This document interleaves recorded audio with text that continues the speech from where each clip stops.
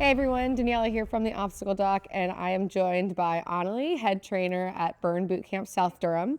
And today we are going to be breaking down MC reverse single leg lunges. This is part of your 5 exercises for the January Flex Your Fitness Challenge. All right, you guys are gonna have a burn bar and a weight. The weight goes in the opposite hand to the stationary foot.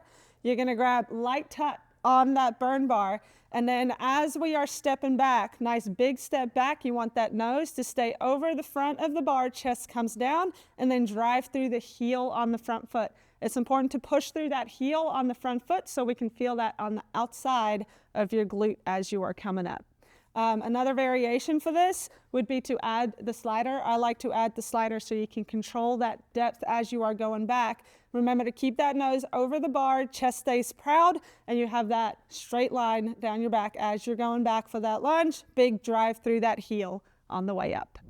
So something that Anneli said that I want to be really sure to clarify for our clients is that we have a proud chest, but our back is still bending a little bit at the hips. So we're not sticking our chest out. So kind of puff your chest out, right? Your chest is still coming down with you, but you have a nice long spine. So this is something that we want to make sure of, so you're not rounding through the shoulders or going in completely the opposite direction, right? You're holding onto that weight is staying with you.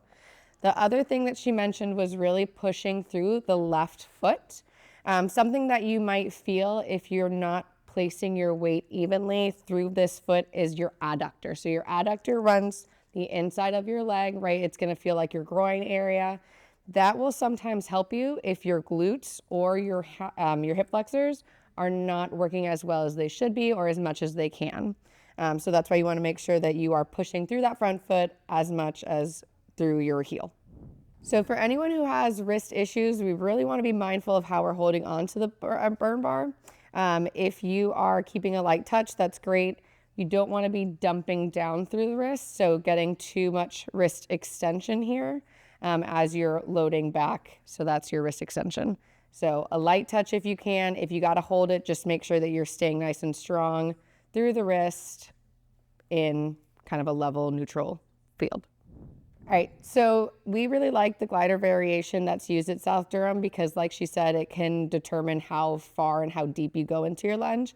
If you overextend your lunge, so if you take too big of a step back, we start to get into this curve of the spine because you're fighting how much extension your hip is giving you with how much extension is coming from your lumbar spine.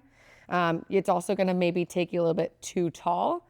So even if you take a really big step back, we're really being mindful of where our chest is in space. We're leaning forward and bringing ourselves up in one nice smooth motion.